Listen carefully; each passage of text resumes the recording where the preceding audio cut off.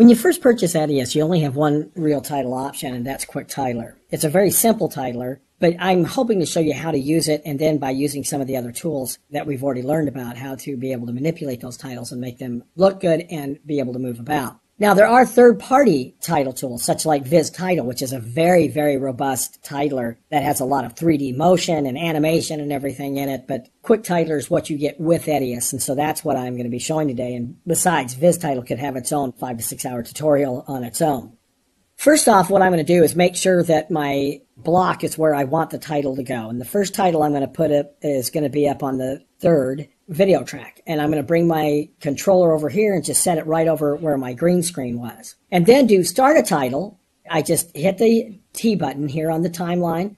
And I have two choices. I can create a title in a video channel track, which is exactly what I want to do while I move my V block up. Or I can create a title in a new title track. Now, I don't know if you'll remember hours ago when we were talking about setting up your presets and everything, but in reality, I don't use title tracks. And the reason being is because a title track is always on top of video. In other words, there's no way to be able to place something behind it if you wanted to. And plus, even though you can layer titles with separate title tracks, you're limited to what's called title mixers. And title mixers, just to show you up here, they're basically ways of just moving titles on and off. It looks like there's a lot of them, but really you're very, very limited. So what I'm going to do is place it into a title video channel right here, new title in the video channel. And here is my titler. Now, Quick Title, like I said, is a fairly simple titler, but yet at the same time has a lot of power inside of it. Like you just saw, I can set up a grid if I want to set up a grid and be able to work with that. Inside that grid, I can make it look different ways with just the dots, or I can have the lines going on it, but I really don't want anything on there. I am going to put up my title safe area so I can kind of see where the title safe area is on that. And you have other type tools in here, like you can move something to front if you want to. You can center things vertically. You can align it top to bottom, left tab it. You can draw a line, a triangle, an ellipse, a rectangle. In other words, you can do all sorts of stuff here. You can even bring in an image. What I really want to do, however, here is I just want a very simple title at this moment because I want it to work in conjunction with my chroma key, with my little bug that's down there. So I'm just going to type in, "Give me some football." Couple exclamation points afterwards. Now, to move it, all I have to do is grab it with the selection tool right there, move it down to where I would like it to be, right here, and then I'm going to size it. Now, I want you to notice that as I'm sizing it, if I hold down the Shift key, it's going to keep it in its aspect ratio.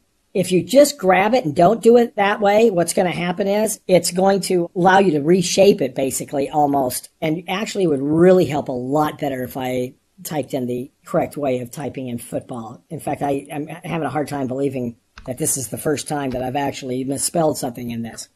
But so what I'm going to do here is I'm going to go ahead and, like I said before, size it down by grabbing the end. I'm going to bring it down here, and that was a little bit, I want to bring it in some more to give it a little bit different look. There we go, right there. Now that I have this, I'm going to basically center it right on her. So I have it sitting right there. Now, I could be done here if I want to just do white, but if you'll take a look over on this side, since I have the text done, I have all sorts of tools that I can do with it. I can transform it, X and Y, width and height. I can do kerning and leading if I want to. I can pick any true type font that's sitting on the system. I can bold and italicize it if I want to. I can do underline, but I don't want to do the underline. I can left tab, center, or right tab it. But here's my fill color. And this is the white you're seeing right now. I don't want white. I want to put a little bit of color into it. So what I'm going to do is I'm going to go to pink because she's a girl. Okay, so here I have a pink, give me some football, but I'm still not satisfied with this because what I want to do here is have more than one color. So I'm going to pick a second color here and pick blue because boys play football. So I'm going to select this and I'm going to try and bring it back a little bit to where it's not quite so bright blue, but it's blue. I'm going to select OK, and notice I have pink, and I have blue sitting here. All I have to do is increase the number of color to 2, and now you see I have a gradient sitting up here with this arrow. By holding the left mouse button, I can sit there and change the direction of the gradient. So I'm going to start with pink and go to blue, but I want to add a little bit of an angle to give it kind of a look here. So here I have this pink and blue. It's kind of a subtle change going from one color to the other. I can also then pull up my transparency, which I want to do because of the fact that my main person here that I'm looking at is the person in the bug, not really the words. So I want to be able to see her through the words somewhat, but I don't want it to be so much. So let's just keep it right about 50%. Okay, so I'm going to place it at 50%. Now I can also do a texture file if I want to do a texture file. If I click on that and then bring that up and have some texture files like JPEGs or anything like that that I want to be the fill in the words, I can do that if I want to be able to do that. But right now, I'm just going to do it this way with the fill color. And there we have it. So I now have my title done. And I can pick a style if I wanted to down here just by double clicking on the style. If I change the style, I can go in and make the words look completely different if I want to and be able to pick any of the styles that are down here. But like I said, I just want to pick what I did here before, and I'll just do it again very quickly. Pink, blue, color up to 2 with my gradient and have it go from pink to blue with a little bit of an angle right there. And I'm good to go with my transparency sitting at 50. Now, I just select the Save button, and now you'll see in the bin window that I have a still here of my title, and the title is sitting down here where I placed it. I'm going to wait until I see the orange bracket. I'm going to grab it with the left mouse button and pull it out over her. So now I have this shot ready to go. So what I'm going to do with this, you're going to see right here that there she is and there's the title, but the title doesn't have any motion to it. So I want it to match what she's doing to a certain extent.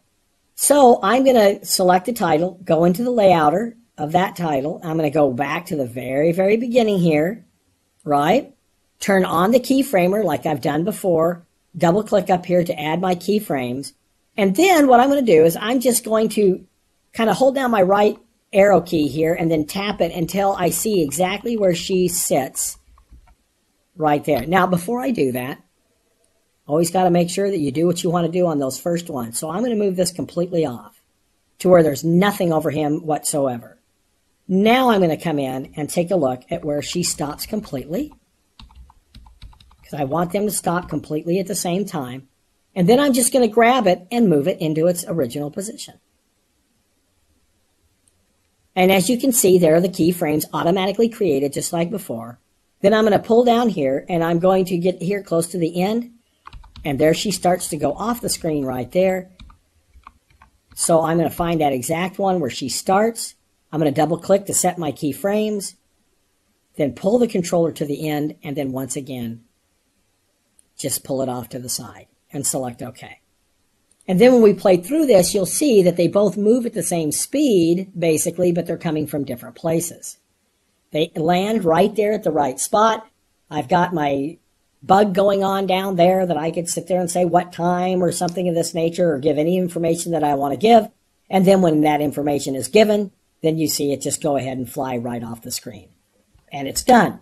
So that's a way of doing a very simple title and being able to put motion on it, not inside the titler itself, but just using the other tools that we've already gone over. Now, however, what we're going to do is I'm going to bring the controller over here. I'm going to move my block down to 2, and I want to do a little bit more of a descriptive title sitting here over this gentleman to say who he is. So I've got my controller where I want it to go. I've got my block where I want it to be. And once again, I'm going to hit Create Title in Video Channel Track, and it comes up. Now, this time, I don't want just words. This time, I want to do something else with it.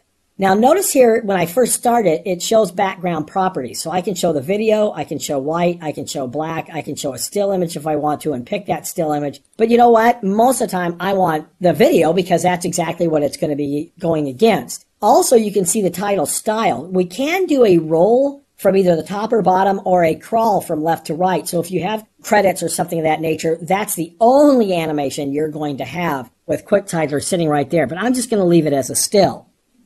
See the safe area down here? I really don't need the grid just because of the fact I'm not doing several things. So I'm just going to pick my rectangle right here. And I'm going to pull this out in the safe area right there. And I'm just going to bring it back to where it's basically centered. Now, as you can see, it's already kind of transparent, and I have an object here, and you'll look over on the right, every time something is selected, it changes it. So I'm going to change this. I want to change this to a color, and let's say I'm going to change it to red. I'm going to select OK, and you'll notice that it's already transparent because of the fact that when you create something like this, it gives it a 50% transparency. And you can see I can also do a texture file, but I really don't. I just want to keep this in here, and I'm going to bring it up just like that, just a little bit. Now, what I can do also is to go up to 2 color, or let's go up to 4 colors. And you could see the red right there just barely, or I could sit there and say, okay, I want to do 4 colors, but I want to do red. I'm going to do this the exact same color red so we can match it up. Or more of an orangish, actually, if I'm going to be honest with you. Select OK, and then when I have that 4 color going, you can see that it'll go from that color to kind of into that black. So I can play with the different amounts of colors and kind of see how it'll go from one color to another by changing the amounts of colors and then changing the colors inside of there. It's a little less black on the end, a little more of the orangish red on the outside of it, so I can kind of play with it right there. So now that I have that done, I'm going to come up to text, and I'm going to type in Greg the Man. I'm going to click away from it and then grab it. Thank you. Bring it down, and I'm going to drop it right here in the middle. Now, that's a little bit too large, so I'm going to bring it down some by grabbing the edges and then bringing it in. So now I have a title sitting on top of this rectangle with a color sitting on it to be able to really bring that out for me. And I'm not going to change anything in it. Well, you know what? Let's just go ahead and use one of the styles. See, I could sit there and use that style, give it kind of a black glow around it. I could use this style, just all sorts of different styles inside of here that I'm able to use. Now, I can save this, and after I save it, I can pull on it to make sure that it comes out completely and totally. And there's my title sitting right on top of my video. So even though Quick Titler is a very simple titler, by using some of the other tools to make it really come alive and really be able to use it. I don't use any other titler because I really don't do a lot of 3D titling type things, and I do mostly 2D. But I can do most of what I want to be able to do inside of Quick Titler, and then, like I said, be able to use my other tools. So that's basically how you use Quick Titler.